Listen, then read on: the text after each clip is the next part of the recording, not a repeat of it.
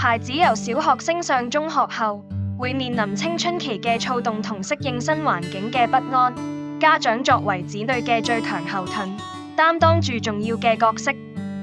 然而，孩子正值反叛期，大多孩子對於父母嘅勸言唔會言聽計從。學校會提供支援，幫助孩子適應新校園同截然不同的課程，等學生盡快融入校園生活。而一直見證同陪伴孩子成長嘅家長，將由照顧者變為同行者，角色位置開始轉換，正係需要謹慎處理嘅時刻。家長無法照顧孩子一輩子，呢個時刻可以學習如何陪伴孩子，同孩子一齊學會面對生活嘅快樂同困難。適時適量嘅陪伴，同子女一起過渡小六升中適應期。由小六升上中一，青少年最常出現嘅係學業同社交嘅適應困難。中學課程嘅深度、功課量、測考模式都同小學嘅差異頗大，尤其小學同中學老師嘅教學方法更係大相徑庭。小學老師採取緊貼式陪伴，中學老師則期望學生獨立自主，加上升中後學校陌生嘅環境、不熟悉嘅老師同同學，令青少年容易出現社交壓力。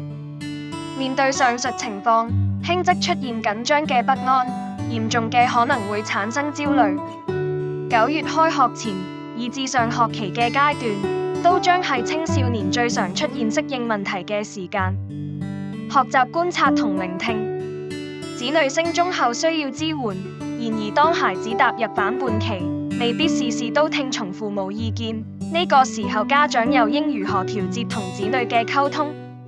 香港青年協會家長傳動網向來致力推動家長教育，單位主任寧婉君姑娘表示，先決條件係家長必須承認子女已經步入小成人階段，以子女能獨立自主為目標，而觀察同聆聽永遠係家長需要學習嘅環節。寧姑娘講，家長需要由較權威嘅管教方式，逐步轉為有商有量。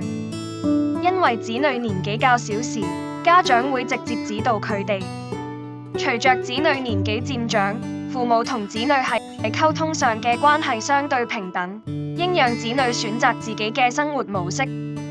家長聆聽子女嘅需要同想法時，可分享經驗，俾子女參考並作出選擇，從而走出自己嘅人生路。父母同子女嘅關係係一輩子嘅，然而父母可以選擇相處模式同角色，由照顧者變為同行者，做法上則需要細心嘅轉變。水能載舟，亦能覆舟。家長宜細心觀察，適時給予孩子適量嘅關心，俾子女過分獨立或對子女過分保護都係不適當嘅做法，切勿弄巧成拙。喺臨近開學嘅日子，家長需留意子女有冇出現異常嘅情緒或行為，例如悶悶不樂、胃口突然變差或失眠。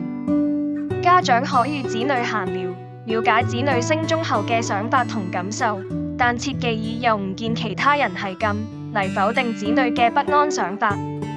家長需認真聆聽子女嘅心聲，展現出願意同子女一同面對困難嘅面貌。當家長給予關心同支持時，孩子也能以樂觀的心態面對難關。如家長自己有升中嘅過來人故事，可與子女分享，俾子女明白每個人都有機會遇到適應問題，因此佢哋並唔孤單。總結：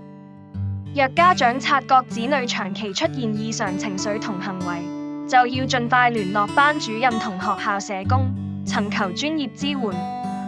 現時網上有唔少資源供家長參考，例如衛生署學生健康服務、Jovitalk 等，家長可及早作好準備，以陪伴子女順利度過小六升中的適應期。